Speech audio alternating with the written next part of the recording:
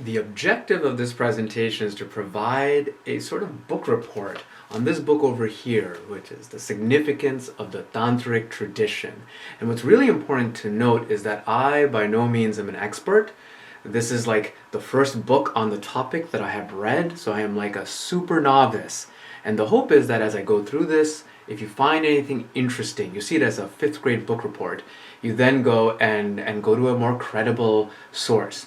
Now, in terms of the table of contents of what I'll present today, I'll start off with just a few sentence long summary, a sort of abstract, so you have a sense of what I'm going to talk about.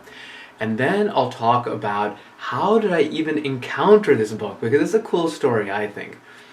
And then will be my book report, and I'll finish off with some lingering questions that I have on the topic. So as my summary, Tantric philosophy, as I understand it from reading this book, is about how to reach a state of oneness, how to merge with divinity or God, and how to generate sort of a universal sense of love for the universe and for everything within it. And the philosophical approach to reaching that mental state is through a process called sublimation, which I'll describe in a little bit. And this is a bit different than many of the other world religions that talk about detachment. What's really cool is that this idea of sublimation is a consequence of how the Tantric philosophy defines what is reality, what is illusion, what is truth, and what is false. And one interesting result of that is that sex is not seen as a spiritual sin in the Tantric philosophy, but rather as a way to reach that oneness, to merge with this universal consciousness, to resonate with God, however you want to phrase it. Now, what's also really important to state is that the end goal of Tantra, as I understand from this book report, is to sublimate, to convert and transform your sexual desires into a feeling of, again, universal, platonic, non-sexual love. And therefore, those people who fixate on it and obsess on it are not specifically following the Tantric philosophy. That's the summary. Okay. Now, let me talk about how I found this book, because I think it's kind of cool. So, in August, 2020, I did my last rebirth ceremony, or my most recent rebirth ceremony is the better way of phrasing it, where I shave off all my hairs and I set new goals. And one of the goals was that I would enter into what I call the age of dissemination, which lasts for 3 years. It's about making content. It's kind of why I'm making this video too. And the second was that I would take my first steps into romance and dating and all that stuff, because I've actually never done any of that. And if you're interested, I've actually created 2 videos to explain, why I did not date for 39 years, and then why did I start that process now. And I'll also put a link to my website in the descriptions if you're interested in that. So the first thing I did is I posted those, I thought about that deeply, and then the next thing that I'm doing now on my path to romance is I'm posting, I'm doing informational interviews to absorb wisdom from, different people, family, friends, whoever wants to give me wisdom. And if you're interested in the questions, I'll put them in the link too. So that was the second thing I've been doing. And then, as I was doing this, I'm making these posts on social media. Valentine's Day came, and I wanted to make a cool post for Valentine's Day, and I had randomly bumped into this, unbelievably amazing, symbolic artwork, which just kind of blew my mind. It was just perfect. It was just like a few weeks before Valentine's Day, and I knew I had to post this. So let me just visually describe to you what's going on here. You have this central symbolic creature, and she's got this necklace of human heads, of human male heads, and she's wearing a cobra, a snake around her neck, and she's just recently decapitated herself. And she's holding her head in one hand, and she's drinking the blood that's coming out of her neck. And she's holding a sword, and then next to her are 2 buddies. And they also are wearing decapitated, head necklaces of male heads, and then they're holding a decapitated male head in their hand, and they're drinking the blood from the central figure. And my favorite part is that this symbolic creature is standing on top of of two people doing it, which is pretty awesome. And they're on top of this triangle, which I think is a symbol of something, sexuality or fertility or something. And then that's on top of a blossoming flower. So what is this? And that picture I took from Wikipedia, and they got it from somewhere. And this is a quotation from Wikipedia. So it says that she is a tantric goddess. And before I even continue, one thing I do want to say is that I think sometimes people on the outside world simplify what Hinduism is or what Tantrism is. What's interesting is that it has both polytheistic and monotheistic vibes to it, interpretations. And as you'll see as we go through this presentation, this book report showcases the monotheistic vibes that Tantrism has. The idea that there's just a singular source of divinity. And my grandmother, interestingly, went through a similar journey. She started off with a polytheistic interpretation, and she did all these pujas to gods and stuff, which is beautiful. And then she has now transitioned into a much more abstract idea of what God is, like a spiritual river of divinity that she's trying to synchronize with. So in any case, coming back to what I'm reading here, so this goddess, this tantric goddess, she symbolizes both aspects of Devi, a life giver and a life taker. She is considered both a symbol of sexual self-control and an embodiment of sexual energy, depending upon interpretation. She represents death, temporality, and destruction, as well as life, immortality, and recreation.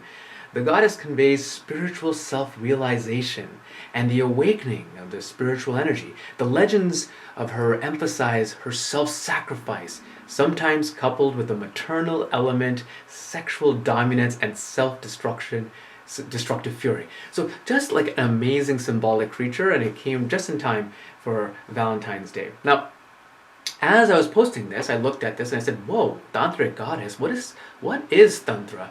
And what's interesting is that growing up, I think I must have just absorbed that it was sort of a taboo subject.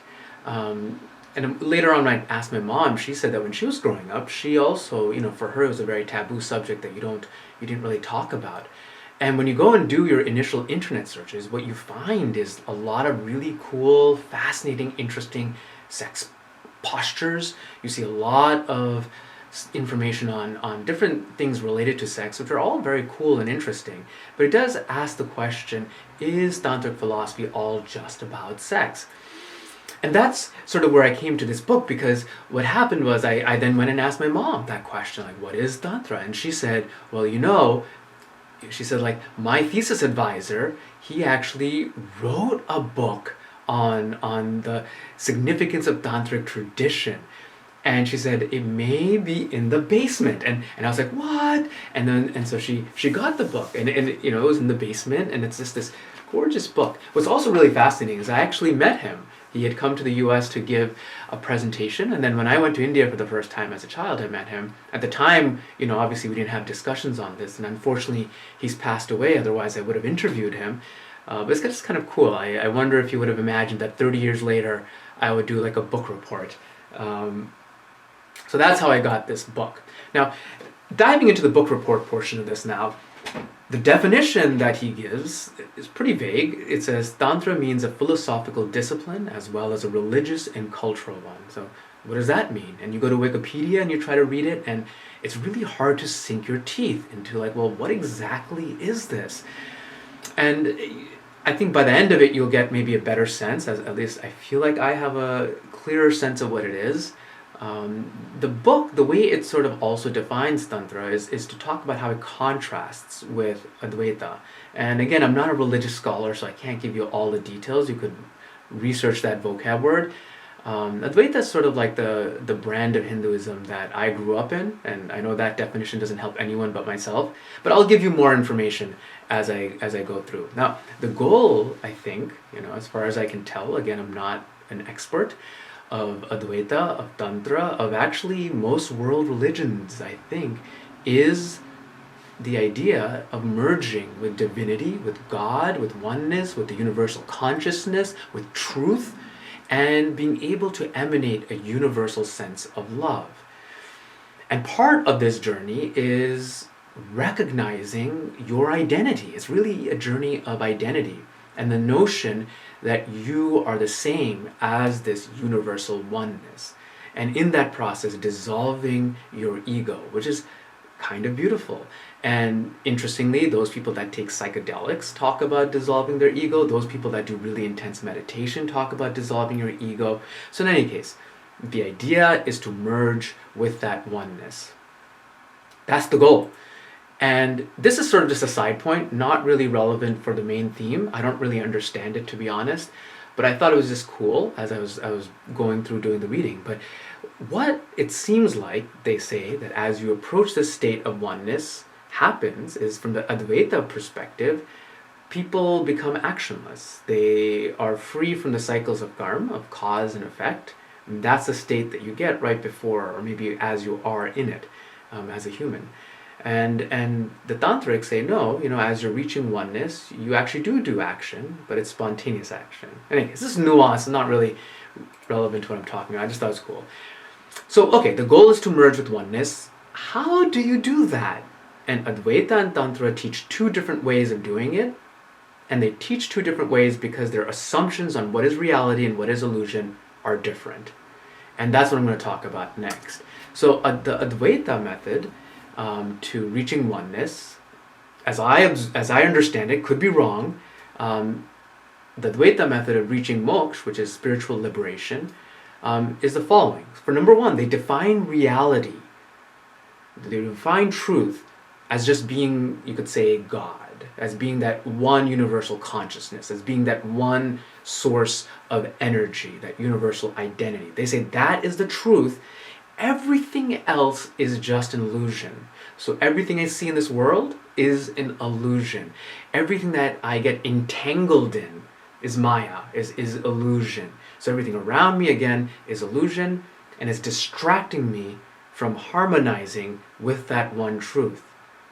And if this assumption is true, what that means is the way you accomplish moksha, spiritual liberation, merging with the oneness, is to detach from this world, from all of these illusions. Renounce your earthly pleasures and focus on that one truth. So that is the Advaita way. And honestly, there's some interesting, there's some neuroscience vibes in the sense that, like, the world is sort of an illusion, what we're seeing, because you get truth coming in, and then your brain basically shatters it across different regions. You extract what is valuable, and then you stitch it back together in your consciousness. So what you're seeing is an interpretation. It's not like specifically truth, and what you're seeing is sort of through evolution what was important for humans to see to survive. So that's kind of interesting. There is a lot of depth in it if you decide to look at it. Okay, so detachment. And I should also say a lot of world religions do talk about detachment. So that is sort of the Advaita perspective. Now, what is a tantric perspective towards reaching oneness and feeling this universal love for everything around you? So number one, they define reality as everything. They say, look, everything is a manifestation of God, so you can't say things like sex are illusions. They're actually part of reality. And so here, like a quotation says, it means having the attitude that everything in the world is divine. What that means then is that to reach oneness, you have to sublimate, that is, convert and transform your earthly desires into this feeling of love and not detach from them, because it's not false, it's not an illusion, it's actually part of the truth. So I'm going to read these two quotations because I think they add to the stuff. And these quotations are all from the book. The tantric object regarding the basic desires, such as sex, is neither to waste them, which the ordinary people at the animal level do. And again, I take offense to calling this animal. I don't think animals waste their sexual energy. They create babies from it. So I think they do just exactly what sex is meant to do. But in any case, the tantric object regarding the basic desires is neither to waste them nor to reject them as something alien, which the ascetic does, but to transform them into better and higher. For doing so, we will have to first accept them. And the second quotation, we can be free from attachment only by loving and not by simply turning away our attention from the world. The reason behind this is that the world cannot go, nor can it loosen its grip simply by our de-recognizing it or rejecting it. The world can only lose its hold on us when it's sublimated. That is, when it's taken to become our own self. Okay. Now, one practical example of how Advaita and Tantrism are different, again, is the practical example of how they treat sex. And again, Advaita being the idea or the path of detachment, which may be oversimplification, and Tantra being the path of sublimation. What I really do want to say, though, is that both are trying to get to the same point, which is feeling platonic, non-sexual, universal love. They're both trying to get there. They just have different ways of doing it. So what are the steps of sublimating, that is converting and transforming your sexual desires into this general feeling of universal love? How does Tantric philosophy say you do that? So I'm going to give you a few steps, and these are all quotations from the book, but the book didn't specifically organize them in these steps. So again, maybe I'm doing a poor job with this. I don't know.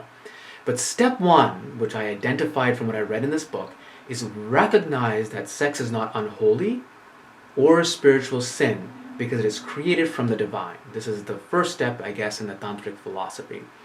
Once you sort of recognize that's not unholy, the second step is recognize that repressing your desires, your sexual desires, may actually make you obsess over it, may actually make you do the opposite of what you want to do. And Tantric philosophy teaches accepting and sublimating your desires can allow you to move beyond them. Let me read you a quotation over here. As long as we have an antagonistic and contemptuous attitude towards things like sex, we are not able to overcome them. Rather, we unconsciously repress them, and it results in an unconscious self-deception and disassociation of personality. But when instead we develop a religious attitude towards sex, which is like an interesting way of saying it, a religious attitude towards sex, and feel it to be no less sanctified, we're able to easily overcome and transcend it. So it's a cool concept that you see sex as almost a religious practice to devote yourself to the divine. And that's what step 3 is. On your path to try to get that feeling of oneness, you see sex as a devotional form, and it should be almost seen as a prayer. Now let me read 2 quotations. The Tantric path is to cultivate 2 things, namely, a feeling of sanctity or reverence towards sex, and 2, a feeling of love towards the sex partner. And number 2, the second quotation, to have a reverential attitude towards the beings and the things of the world, that is to feel that everything of the world is divine, is actually one of the means of sublimation desire. So again, I mean, just to summarize, the idea is that the way you get to that feeling of universal love and merging with God or divinity is, number 1, you're sort of recognizing sex not unholy, and then eventually you're practicing it as almost a religious practice, and you're focusing on that. Now, step 4 is to focus on generating, as you're having sex, genuine love. And that's what allows you to sublimate, to convert your sexual desires. Let me read these quotations. How can sex sublimation bring moksha, which is, again, spiritual liberation? The Tantric way helps bring moksha for 2 reasons. First, it causes sex sublimation, which is a must. Secondly, it releases the flow of love, which is perhaps the most essential means of moksha. One cannot be mukta unless one loves the entire universe, unless one feels that all are one's own. Your identity becomes everything. One should aim at loving the sex partner. Loving a partner would mean 2 things, namely, 1, wishing good of the person that he or she may be well and happy. And number 2, feeling oneness with that person. These are the 2 things you want to be feeling as you're having sex if you want to, I guess, reach to that state of oneness. A third aspect, this is the aesthetic aspect, where the object of love appears beautiful and gives immense joy and satisfaction to the lover. And then the third quotation, love automatically sublimates sex. The Tantric advice, therefore, is that one should do sex not for sex enjoyment itself, but as an expression of love. That is to say, do sex not as sex, but as love. So the key here for sublimating sexual desire is feeling love and oneness with your partner. And then the final step is the end goal is to sublimate your sexual desire, convert that sexual desire, and acquire universal, platonic, non-sexual love. So the love achieved through the sex partner can be redirected and focused to the whole world. And another means of the sublimation of desire is to cultivate the feeling of oneness, of love, with the entire world. The world and desires for the objects of the world are the free expression of our real self, and therefore the world is our own. And again, this is the key idea behind identity. Stop seeing yourself as just being this, and see yourself as being everything around you, I guess. The third and highest state is that of Divya, the divine or godly. There are two specialties of the stage. First, the ego vanishes, and he attains the state of universal love. Secondly, there is no need of physical sex union. One can feel the same intensity of love even more, even without bodily union. This is something like the platonic love in which sex reaches the purely mental or spiritual level. This is the highest level of sex sublimation, which is pretty interesting. You're using sex to get to a point where you don't need sex at all, that you feel that exact pleasure, if not more, just by being immersed in the world and feeling like your identity is part of everyone else's, and you've merged with this source of God. Now, there are important things to mention here, and that is that, sex is just for purely sensory gratification, for feeling good, is not seen to lead to spiritual liberation. So let me read two quotations here. It should be made clear that cultivation of an attitude of holiness towards sex does not mean that it would drive us to indulge in sex, as the truth is just the contrary. This is actually a method of changing our attitude towards sex. When we succeed in cultivating the feeling of holiness, sex no longer confronts us as a problem. We do not feel the compulsion or the inordinate desire to indulge in sex. It should also be made clear that Tantrism does not favor hedonism. Sex indulgence is not the end, nor even the means. What is the end is the sublimation of the sex energy, and the first means is to change our attitude towards sex. There have been impostors and pervert charlatans who have exploited the situation and has been subjected to considerable perversion and degeneration. These hypocrites and pseudo-tantrists, in the name of tantric sadhana, actually worship their own ego and gratify their senses and do nothing else. The Tantra vehemently condemns such people. And so, if you go online or you look at the internet, I don't know. I mean, I don't know anything, but from my perspective, there may be a lot of these charlatans who have a lot of stuff up there, because you don't get this sense that the final goal of Tantra is to really disassociate with the physical act of sex and feel universal love. You don't get those vibes as much, I would say. Okay, so I conclude by some questions that I got that I guess I would ask a tantric master if I ever met one. First question that the book doesn't address is, what happens if you cannot find sexual partners? Can you not merge with the oneness then?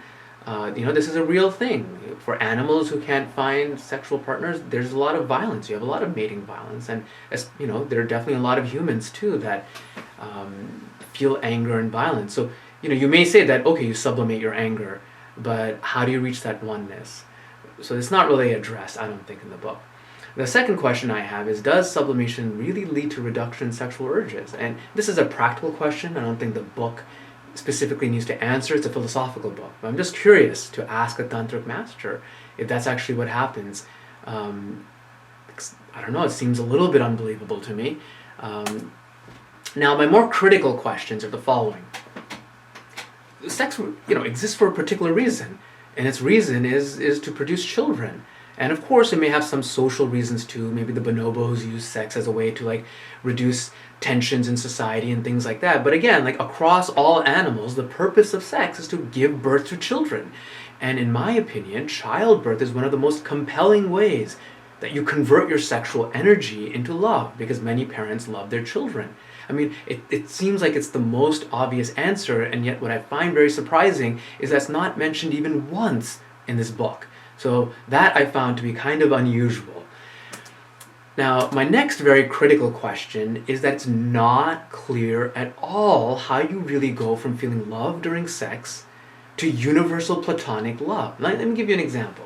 Let's say, I'm having sex with a sexual partner, and this is all hypothetical right now, but, I'm having sex, very easy to imagine, and with my sexual partner, I'm like, wow, I feel this pleasure, and then I also feel a lot of love towards her, right? I'm sending a lot of love vibes to her, and I want her to be happy and good. It's a devotional practice. I totally get that.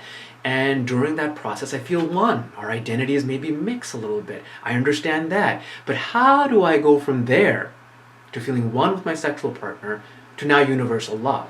Because the next story I'm going to tell you is a true story. I was driving down the street, being a gentleman. This car wants to back out. So I'm like, all right, I'll let you back out. I stop in the street. The car backs out and smashes into my car.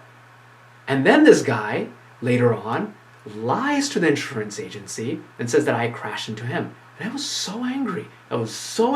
I found his address. I didn't do anything because I was able to sublimate that anger, I guess. But I got really angry. Now, how do I take those feelings from my sexual partner that I experienced and apply it to him? Do I superimpose her face or this experience onto him? Does that work? I mean, it's not clear at all how you take sexual partner oneness and now you have it universally across people who may be trying to harm you and are not negative people, but you still want to feel this universal love.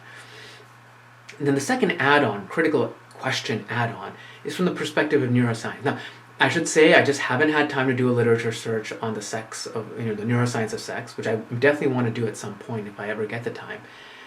But, just taking a general idea in neuroscience, you have fire together. If you've got two neurons who are firing together a lot, or two even brain regions that are firing together a lot, they build a connection. They build a neural association, right? So if you strongly pair together sex and love, they are going to have a strong neural connection between the two of them. So if your goal then is to reach a point where you just have universal, non-sexual love, at some point you're going to have to disassociate, decouple these two, this neural association, right? Not clear at all how you do that. I mean, does that require you to go through a process of detachment? So it's not clear to me. And again, to be fair to the book, the book is not a science book, it's a philosophy book. But these are questions that I would be curious to ask someone. Maybe a tantric master who also knows a little bit of neuroscience. How does that even work? Now, my next critical question is, well, how difficult is it to sublimate your sexual desires and reach universal love? And according to the book, it's as difficult as moving on the edge of a sword. Now, that's pretty difficult to do. And it says, but it is difficult only for the ego-type basu, sort of like the animalistic man, which is probably what I am, who has not yet realized the purifying bliss of love and is still confined to the level of selfish enjoyment. It is not difficult for the enlightened one, who is moving in the kingdom of egoless love, identifying the enjoyable objects with one's own self. Now, if you're already enlightened, what's the point of going down this method? And if you're not enlightened, and it's so hard to implement this method, how is this method any different than any other ones? Because all methods seem to be very difficult. So that's not really clear to me. And I kind of feel like this path brings you closer to temptation and hedonistic consumption. Now, it's easy to say, don't do that. Don't do hedonism. Don't fall into this physical lust. But how do you do that? That's not very clear at all to me. And again, this book is not a practical book. It's a theory book. But I think that should be added to the theory. How do you avoid that when you get so close to these sensations? So I'm going to conclude now. These are my thoughts from what I've read, and I kind of want to also say I'm a nobody, right? I'm not a religious scholar. I'm not accomplished in meditation at all. The deepest I can get is 5 minutes in, and maybe not even that. Okay, so I'm at the beginning stage of my journey. put any value in what I say. But what I like in Tantric philosophy, I like the idea that sex is not considered a sexual sin. I think it can lead to sin, but I don't think sex itself, from my personal viewpoint, is a sin. And so I like that ideology. I like that in the Tantric philosophy that sex should be practiced as an expression of artistic divinity. I think there's a lot of beauty in that, in sort of how these sex unions should be. So I kind of like that a lot. And I like the philosophy that you don't have to renounce everything to reach a deep spiritual mental state. I kind of feel like sometimes people put too much emphasis on these words of enlightenment. I think deep mental states are achievable by anyone, and you don't necessarily have to renounce things. These are just my thoughts. Again, I haven't achieved anything. Now, with that in mind, not having achieved anything of note in meditation or spirituality, in my opinion, it could be a worthless opinion, to reach a deep mental state, I think you do need a lot of self-discipline. I think you do need controlling your urges. I think you do need to be able to delay your gratification, all of which I think the Tantric philosophy would agree with. But what I also think is that you need a lot of mental bandwidth to focus into introspection, to explore the universe that's within, to process your trauma and digest it, and convert it into something positive, to refine it through each cycle. That takes a lot of mental bandwidth. And you can do this when you're in a romantic relationship, but I think, again, I'm a nobody, but I think it's tougher. You can do it while you have children, and you can do it when you have a job, and you can do it, but as each of these things layer on top of each other, they all take mental bandwidth. If you're living somewhere where it's a very difficult situation, it's unstable, that adds another layer. And each of these things distract you. They consume your mental bandwidth, so you can't focus on this deeper meditative state. So in my opinion, to me, the path of detachment just seems more intuitive as a training mechanism where you try to disconnect from things, focus on yourself to find and self-generate happiness, and once you do that as training, then you can start adding different pieces on. To me, intuitively, that kind of makes more sense. But of course, doing detachment with just hunger, if you have hunger, it can be very bad and have negative consequences. In any case, I conclude by saying it was a beautiful book. I learned a lot of cool stuff, and in future videos, I'll sort of talk about how do I apply some of these ideas to my journey through romance.